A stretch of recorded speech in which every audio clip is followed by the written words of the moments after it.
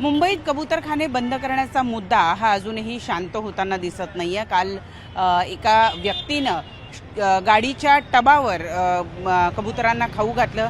हे प्रकरण काही लोकांनी त्यांच्या मोबाईलमध्ये कॅमेराबद्ध केलं आणि त्यानंतर ते प्रकरण जे आहे ते RTOकडे गेलं, ती गाडी ताब्यात घेण्यात आली। परंतु हे इतक्यावर थांबलं नाही। आज सुद्धा दादर परिसरातील कबूतरखान्याच्या इथे आपण पाहतोय की मोठा पोलीस बंदोबस्त लावण्यात आलेला आहे। पोलिसांच्या 6 ते 7 व्हॅन जे आहेत ते या ठिकाणी उभं करण्यात आलेल्या होत्या।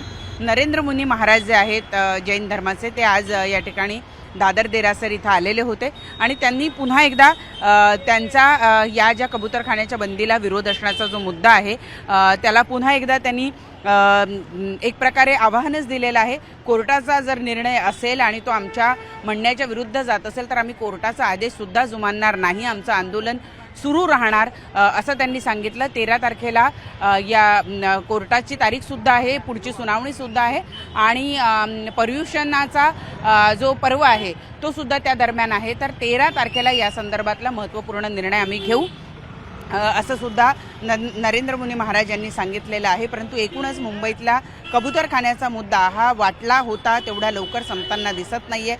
ज्या पद्धतीने आज या ठिकाणी मोठा पोलीस बंदोबस्त लावण्यात आलेला आहे ते सुद्धा पाहता बुधवारपर्यंत हे प्रकरण काही शांत होत आहे असं दिसत नाही। बुधवारी या संदर्भातली पुढची सुनावणी हायकोर्टामध्ये होणार आहे। एवढंच नाही तर पल्लवी पाटील नावाच्या महिलेनी सर्वोच्च न्यायालयामध्ये सुद्धा याचिका केली, कारण त्यांना कुठेतरी असं वाटतंय की हायकोर्टाचा जो निर्णय आहे तो त्यांच्या म्हणण्याच्या विरोधात जाऊ शकतो आणि म्हणून त्यांनी सर्वोच्च न्यायालयामध्ये सुद्धा याचिका करण्याचं ठरवलेलं आहे। या प्रकरणामध्ये पुढची सुनावणी जी आहे ती बुधवारी होणार आहे आणि तोपर्यंत असंच चित्र मुंबईच्या या दादर कबूतरखान्याच्या आजूबाजूला तरी दिसत राहील असं दिसून येत आहे।